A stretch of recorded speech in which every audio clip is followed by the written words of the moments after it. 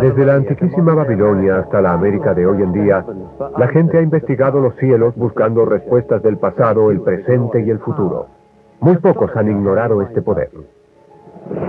Los líderes financieros desde J.P. Morgan en adelante utilizaron la astrología con bastante éxito. Y se inventó un dicho a raíz de esto. Los ricos no utilizan la astrología, los millonarios sí.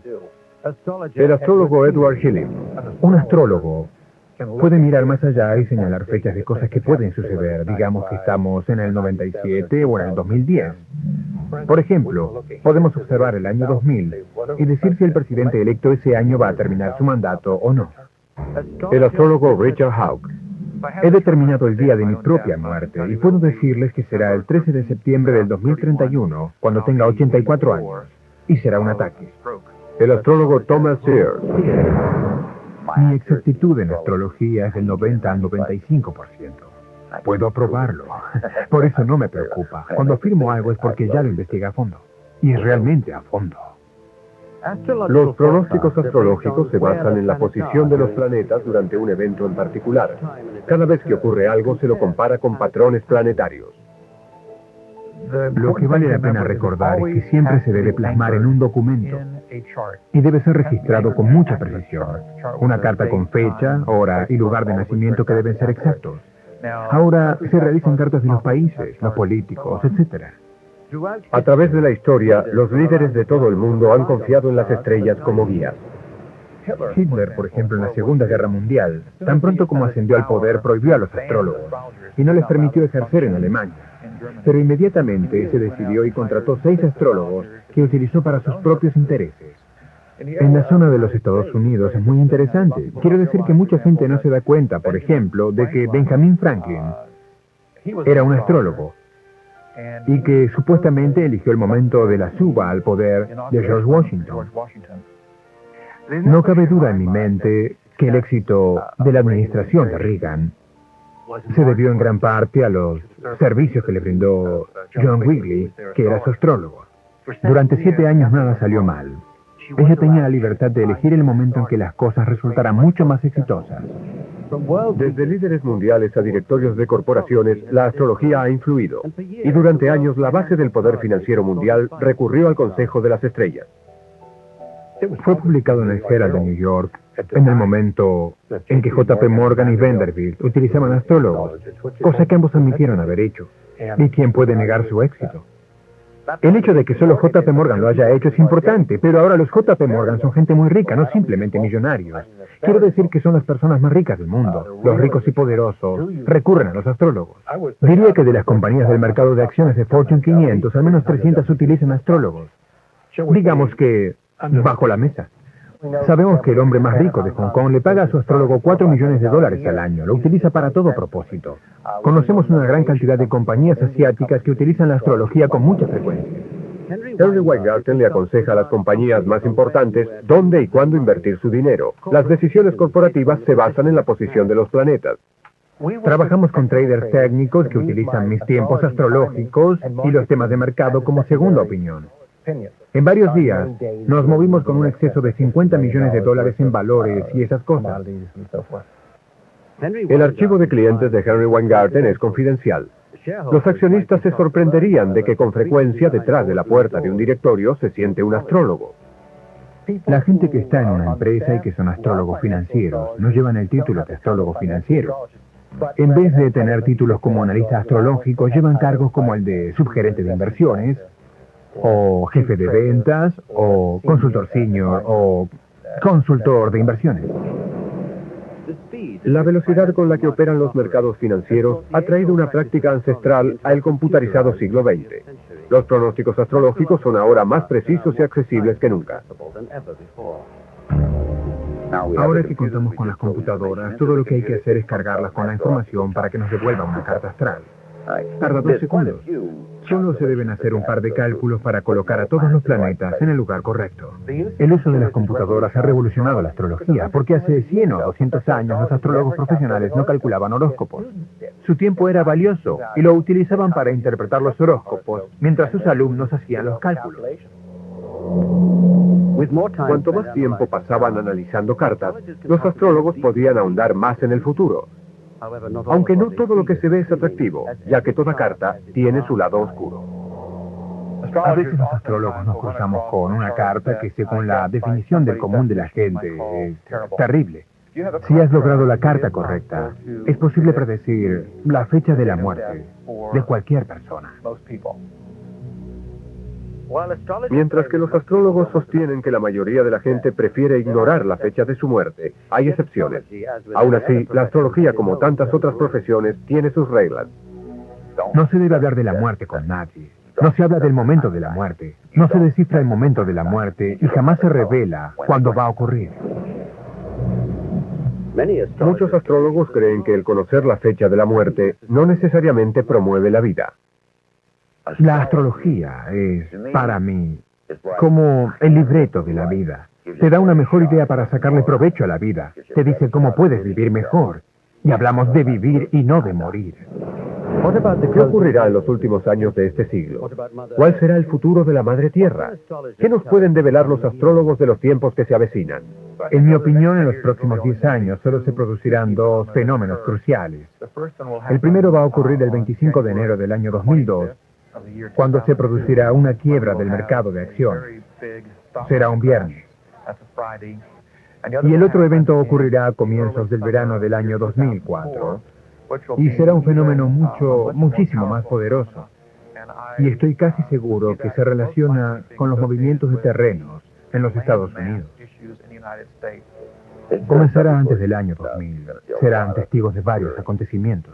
El 96 es un año clave en lo que se refiere a la costa oeste de los Estados Unidos. Van a comenzar a registrarse muchos conflictos. Y en el oeste central comenzarán las inundaciones, que luego cesarán y se estancarán en ciertas zonas. Hay que despedirse de Luisiana. También hay que despedirse de una gran porción de Texas. Y también veo un gran sismo en la ciudad de New York. Ese será mucho más devastador que el de California. La mayoría de lo que los astrólogos ven es simbólico. Una carta no siempre señala un evento exacto. No tiene por qué ser un terremoto real. Puede ser un terremoto en el sistema educacional o un terremoto en el sistema financiero. Sí, habrá más terremotos. ¿Tenemos una opción? ¿Estamos a merced de la posición de los planetas o podemos controlar nuestro destino? ¿Es para mejor o para peor? Existe una impresión general en toda la sociedad occidental de que los astrólogos piensan que los planetas causan desastres. Los planetas no causan nada. Lo que se hace cuando se trata de probar algo es volver atrás y observar. Es igual que una prueba científica. Se busca un patrón. La astrología no precisa lo que decidirá la gente, pues tiene libre albedrío. La opción que nos da la astrología es como decir que llueve. La opción es decidir entre llevar un paraguas o un piloto. Te puedes mojar o no. El propósito de la astrología es predecir cosas para que uno pueda manejarlas. El anillo de fuego es una larga y profunda falla en la corteza terrestre. Forma un lazo enorme que zigzaguea a través de las costas del Pacífico, del Norte y Sudamérica, Alaska, Rusia, Japón, Asia y la mayoría de las islas del Pacífico Sur. El nombre evoca los cientos de volcanes y terremotos que se generan debajo de la corteza del anillo de fuego. Gordon Michael Scallion es considerado por muchos como uno de los futuristas más importantes del mundo. Recientemente, Scallion dice haber experimentado visiones alarmantes que advierten un futuro de problemas geológicos originados por el anillo. Las visiones que tengo pueden describirse como no menos que catastróficas. He presenciado el terremoto de Kobe, Japón, casi 6 meses antes de que sucediera. Supe aproximadamente dónde sería y vi la destrucción y el daño. Tanto futuristas como científicos creen que un tremendo calor se acumula bajo la superficie del anillo. El geólogo de la UCLA, John Davidson. El calor necesita salir de la Tierra y como resultado el interior está de hecho en convección.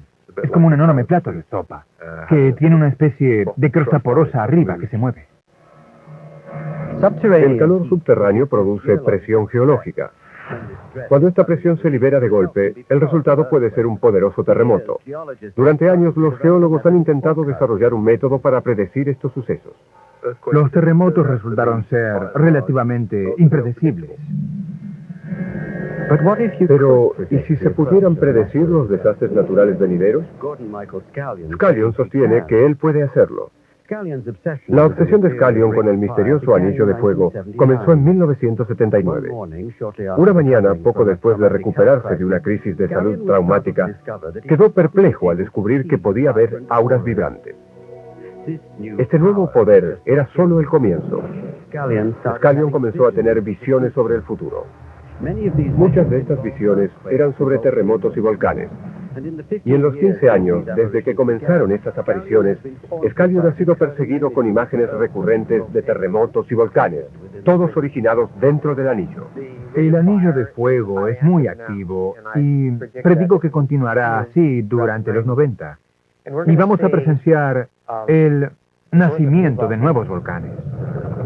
Scallion cree que la actividad volcánica dentro del anillo se origina por un enorme río subterráneo de lava candente, o lo que los geólogos llaman magma. Lo que veo es que el magma ha sido desplazado, desorientado. De hecho, está hinchándose. Y la hinchazón la produce la cantidad de hielo acumulada en los polos, y el equilibrio de la Tierra, o la rotación de la Tierra sobre su eje que está desequilibrado. Es como un lavarropas que se desequilibra y comienza a temblar y temblar y temblar. Según Scallion, la Tierra sobre este magma hinchado se va a fracturar. California se va a fracturar en su punto más débil, y parte de eso se va a caer al mar y la otra parte se va a asentar. Scallion predice que esta fractura será el primer paso en un efecto dominó mundial. A medida que se acelera esta reacción en cadena, intensos temblores del anillo de fuego van a resonar a través de los Estados Unidos hasta Nueva Inglaterra. No estamos preparados en la costa este para lo que se avecina. Boston y Buffalo son dos zonas sísmicas que presiento van a entrar en actividad. Pero, ¿qué nivel de daño podría causar un terremoto en la costa este? John Ebel, profesor de geofísica en Boston College, pasó innumerables horas buscando una respuesta para esa difícil pregunta. Un estudio de 1990 de la Agencia de Defensa Civil de Massachusetts sugiere que si un terremoto de 6.25 de intensidad ocurriera en Capa, Massachusetts, hoy en día, probablemente causaría entre 2 y 10 mil millones de dólares en daños en la gran zona de Boston. Scallion anticipa que los disturbios geológicos originados en el anillo de fuego afectarán los campos magnéticos de la Tierra, que luego causarán un cambio climático. Mis visiones me han mostrado que las glaciaciones fueron originadas por un caso en que el campo magnético cambió y como resultado lanzó aire helado desde el norte al sur en los polos y lo trasladó a nuevas áreas. Ese mismo tipo de fenómeno va a ocurrir nuevamente esta década. Por eso donde hace frío va a hacer calor. La visión de Scallion de un mundo modificado por la naturaleza no es nueva. Profecías sorprendentemente similares se escribieron hace 2000 años. Hay una frase en la Biblia que dice que habrá 3 días de oscuridad. Y yo he tenido la visión de esos 3 días de oscuridad. Y creo que es el resultado de erupciones volcánicas que en el mundo arrojarán tantas cenizas que literalmente parecerá que fuera de noche y eso durará 3 días. Cuando la luz del día finalmente regrese, Scallion predice que el mundo verá la resurrección de la tierra perdida. Veremos restablecer un antiguo continente, Atlantis. Va a resurgir en su mayoría de la masa de tierra de la zona que rodea Virginia y las Bahamas. Scallion cree que la consecuencia principal de la transformación geológica no va a debilitar las civilizaciones, las va a fortalecer. Vamos a resurgir de todos estos cambios como una civilización mucho mejor de la que jamás hemos sido antes en este planeta. Todos queremos paz, todos queremos unidad, y reconstruir y unirnos en una comunidad. Los científicos creen que la Tierra surgió del fuego. Si las predicciones de Scallion se hacen realidad, el mundo experimentará un renacimiento y una renovación inducida por los ríos de fuego que circulan bajo la superficie terrestre. Muchos creen que se pueden encontrar profecías en las páginas de la Biblia. Dicen que el libro de las Revelaciones predice el fin del mundo. Y si hemos de tomarlo como una profecía, tal vez la encontremos en otros libros de la Biblia. Cada uno de los salmos podría predecir sucesos en el siglo XX. Muchos parecen haber ocurrido. Otros pueden llegar muy pronto. Dos investigadores bíblicos creen que han encontrado mensajes proféticos en el libro de los Salmos. Siempre pensé que los salmos eran canciones simples de la cultura judía. Ni sospechaba que contenían profecías increíbles. Una pequeña guía al siglo XX. El investigador y autor Gary Stearman. Mi reacción inicial fue, no hay manera de que esto sea cierto, no puede ser cierto. Hasta que comencé a estudiar y vi que era absolutamente cierto, irrefutable. Estos investigadores creen que los salmos predicen eventos tales como la llegada de Hitler y de otros dictadores en el Medio Oriente, y que cada salmo corresponde a cada año con exactitud. Por ejemplo, Church cree que los salmos 39 al 45 eran las predicciones de las penurias de los judíos durante la Segunda Guerra Mundial. El Salmo 44 es el más conmovedor de los salmos. Describe el holocausto de los judíos y los campos de concentración durante esos años. Nos han apartado y avergonzado. Haces que nuestros vecinos nos deshonren. Sí, por ti es que nos matan durante todo el día. Nos cuentan como ovejas que van al matadero. Y en el verso 17, Dios les dice a las víctimas del holocausto, haré que recuerden sus nombres, todas las generaciones. Desde esa época nadie ha logrado olvidar lo que le sucedió a las víctimas. El Salmo 48 es en verdad sorprendente si lo consideran como el Salmo de la Declaración del Estado de Israel en 1948. Dice el versículo 12, camina por Sion, deja bien marcado tu paso. Aquí le dan instrucciones a los líderes de Israel, diciéndoles que rodeen Sion, también Jerusalén, para que descubran su pasado, que ahora está enterrado en las arenas del tiempo. Los salmos no solo describen el pasado histórico. Según Church y Stearman, los salmos parecen predecir eventos del presente. El Salmo 91 es uno de los más importantes de las Escrituras, porque describe con cierto detalle los eventos de 1991 y la Guerra del Golfo. No debes temer al terror de la noche, ni a la flecha disparada de día, ni a la pestilencia que camina en la oscuridad. Se temía que los misiles utilizados tuvieran cabezas con materiales químicos.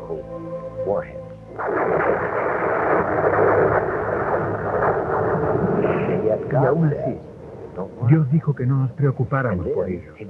Y luego continúa diciendo que Israel no va a involucrarse en esta guerra. Miles caerán a tu lado, 10,000 a tu derecha, pero la noche no caerá sobre ti. Este salmo era tan importante que se convirtió en la canción favorita de los soldados del desierto. Si Church y Stearman tienen razón, tal vez también hay un significado escondido en el Salmo 93. El Salmo 93 tiene solo 5 versos, pero el verso 3 dice que se han levantado las inundaciones. Dios, las inundaciones han levantado su voz, levantaron sus olas. En 1993 hubo una cantidad de inundaciones sin precedentes en la historia, en todo el mundo. No solo al norte de Mississippi, sino en Europa, en el lejano oriente, en África. Estas inundaciones por todo el mundo parecen ser el cumplimiento de esa profecía. ¿Son estas meras coincidencias o es posible que los salmos estén describiendo este siglo? Una vez que se llega a Salmo 95, en orden cronológico, aparece un patrón que es tan sorprendente que uno debe admitir que es a este siglo a lo que se refieren estos salmos. Pero, ¿qué hay de nuestro futuro? Church y Stearman creen que los salmos nos dan pistas. Una vez que se llega a los Salmos 101 al 107, uno se encuentra con lo que parece un periodo de tribulaciones. El Salmo 101, por ejemplo, indica que Dios va a comenzar a quitar temprano al malvado de la faz de la tierra.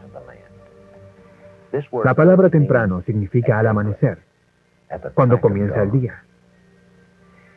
Y por supuesto, si el Salmo 101 representa el año 2001, ese será el amanecer del nuevo milenio. Pero, ¿qué sucederá luego que comience el milenio?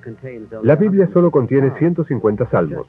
Si Chet y Silman no se equivocan cuando dicen que cada salmo corresponde a un año, este mapa de profecías parece terminar en el año 2050. Desde los pastores de Europa Oriental a los señores que dejaron huella en la época dorada de Hollywood, los profetas emergieron de los caminos de la vida. El autor John Howe. Hay miles y miles de personas que dicen ser profetas.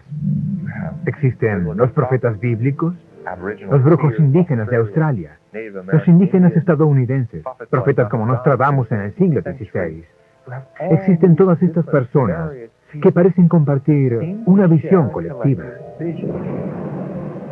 Hace más de 200 años, en lo profundo de un bosque de Bavaria, vivía un solitario criador de vacas llamado Stromberger. Él profetizó muchos eventos que fueron grabados y estudiados por los europeos.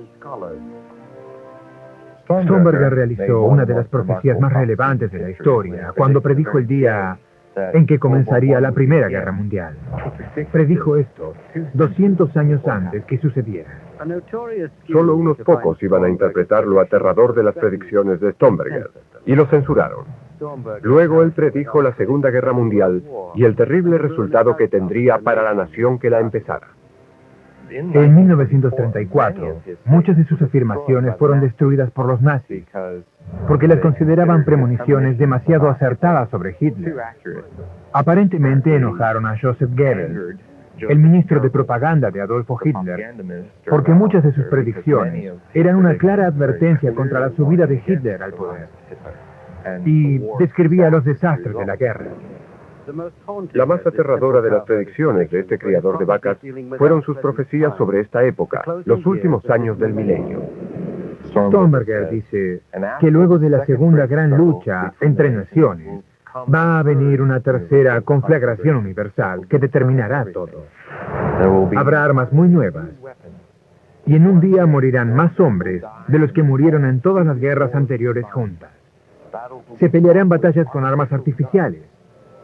Tal vez esto sea la descripción de los rayos láser o los radares, armas de pulso electromagnético que están reemplazando nuestras armas nucleares.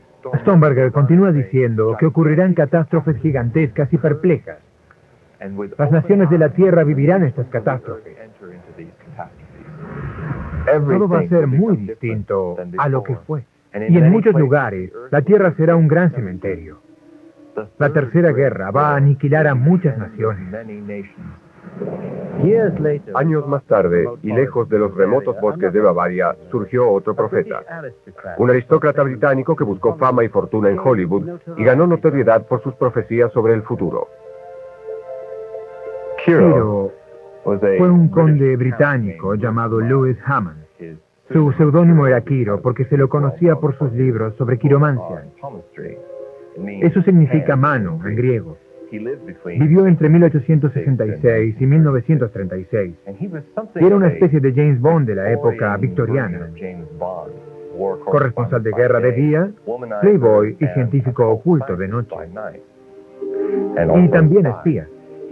Espiaba para Gran Bretaña en la Primera Guerra y tuvo un romance con Mata Hari. La mayoría de las predicciones de Quiro fueron realizadas a través de quiromancia, numerología y astrología. Leyó la palma de las personas más famosas de la última época victoriana europea, incluyendo la de Eduardo VII y el zar Nicolás II de Rusia.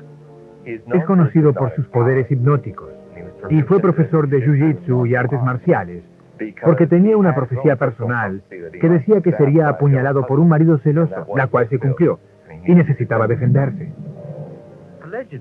Según se dice, Quiro se aprovechaba de su capacidad hipnótica para seducir a las mujeres de otros hombres delante de sus narices.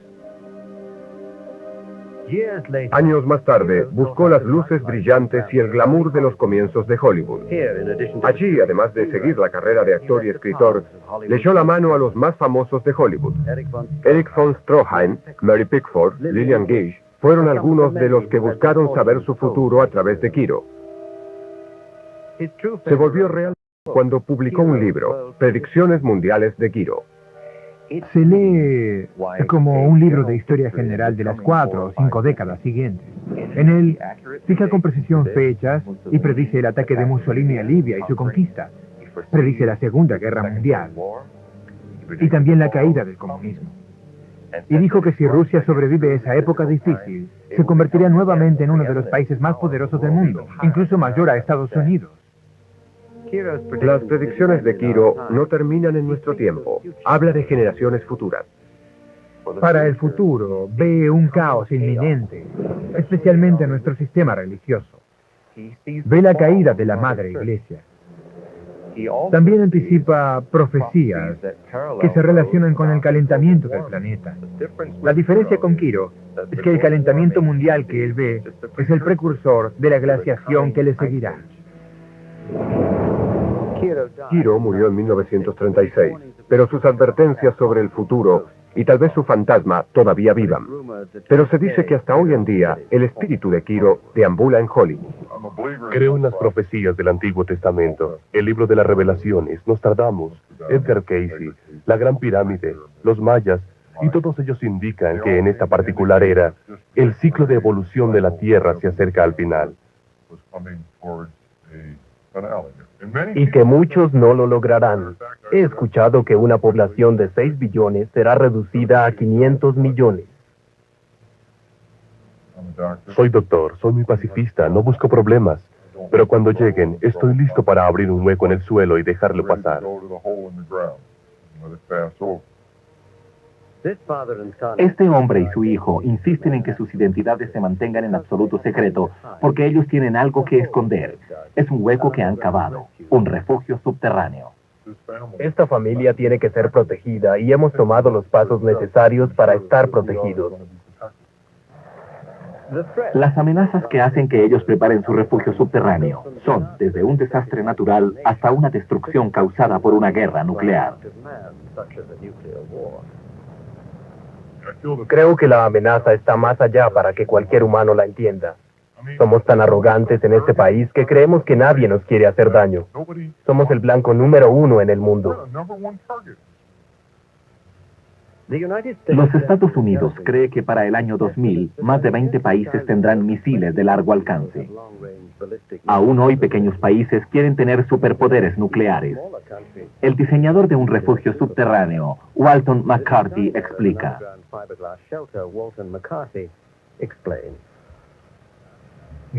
Tuvimos la oportunidad de darle empleo a los ya desocupados científicos nucleares rusos y la perdimos.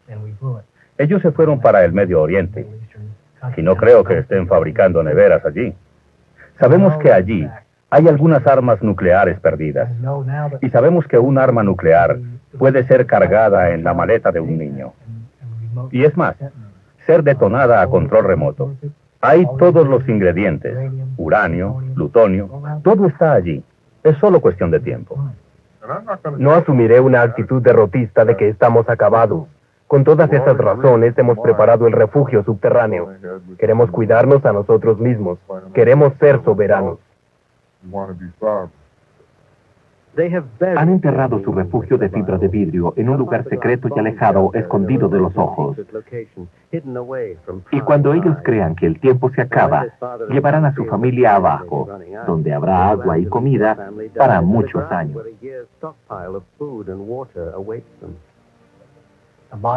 El refugio moderno no solo fue diseñado para una bomba o para algún elemento que explota. También fue diseñado para balas, terremotos, tornados, huracanes, ambientes químicos y biológicos. Si hay intrusos que quieran entrar, el refugio es a prueba de granadas. Si alguien trata de meter agua o líquidos por la ventilación de las válvulas, estas se pueden apagar. Si alguien trata de arrollarlo con un auto, Nosotros tenemos una grúa que puede levantar hasta 6 toneladas. No hay cómo abrirla. No hay ganchos o algo con lo que alguien pueda atar un cable. Hay una lista completa de cómo resistir a que los intrusos penetren. Otra manera de resistirse a los intrusos es escondiéndose de ellos. Una vez que estos refugios son enterrados y la vegetación crece de nuevo, pueden casi desaparecer. Mucha gente hace un buen trabajo camuflándolos. Es tan bueno que no lo pueden encontrar.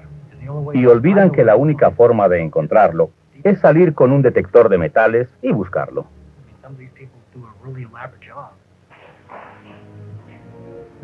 Los refugios pueden ser elaborados en una fábrica y luego ser transportados en camión a los sitios lejanos. Una vez el hueco esté excavado, son puestos allí y en horas están cubiertos con tierra.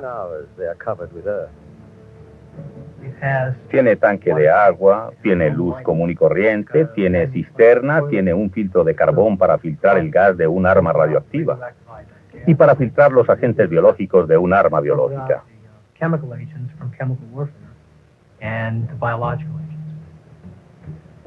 Mientras en los Estados Unidos abandonaron el programa de refugios en los 60, el resto del mundo se sigue preparando para la guerra. Somos uno de los pocos países industrializados que no provee refugios para nosotros. En Suiza y Suecia es requerido por la ley. China, Corea y Japón los están construyendo. Si el mundo es tan seguro, ¿por qué hacen ellos esto? En este país no pensamos en desastres. No los asumimos sino hasta cuando las circunstancias nos muestran que estábamos equivocados. Esa es la cultura americana. Entonces, ¿quién en este país se siente tan amenazado para comprar un refugio? Si hay un área que yo diría que es buena para nosotros, es Washington, D.C. Hemos enviado 20 al mismo tiempo para Washington o sus afueras.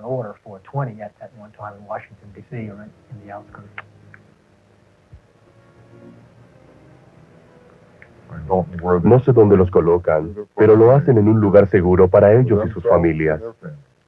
La gente de Washington sabe lo que está sucediendo y lo que viene. Tengan presente que hemos tenido más de 15.000 guerras desde que se conoce la historia.